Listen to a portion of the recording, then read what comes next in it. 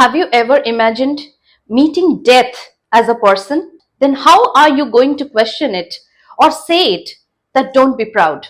The poem that we are dealing today is Death, Be Not Proud by John Donne. John Donne is very well known as a metaphysical poet, English metaphysical poet.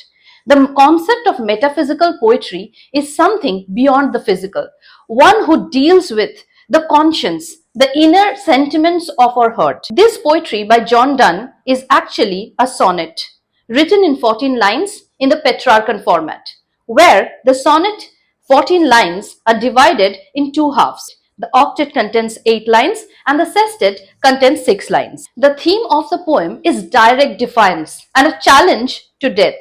The tone is very bold and ultimately triumphant. Now let's go directly to the analysis of the octave part of this sonnet. In it, John Donne directly personifies death and talks to it as if he was talking to a person. Death is neither mighty nor dreadful.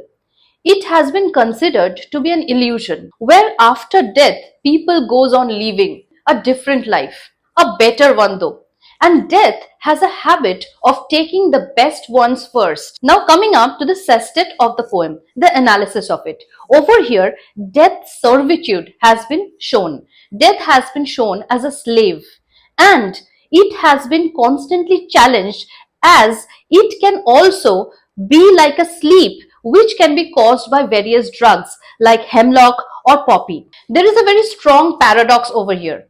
It is like death is a short sleep after which we get awakened eternally. Death can also be treated like a messenger who takes the soul from this earthly world to the world of eternity. There is a very sharp contrast of tone between the octave and the sestet.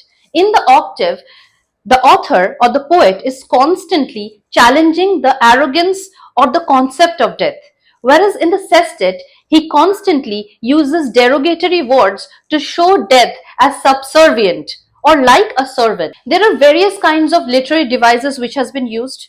We can find metaphors, we can find similes, we can find various kind of rhetorical use, and obviously personification and symbolism to its fullest. And when the final trumpet blows and we get to meet death, we can say in its eyes, "Rest, proud death, your ending is only our start."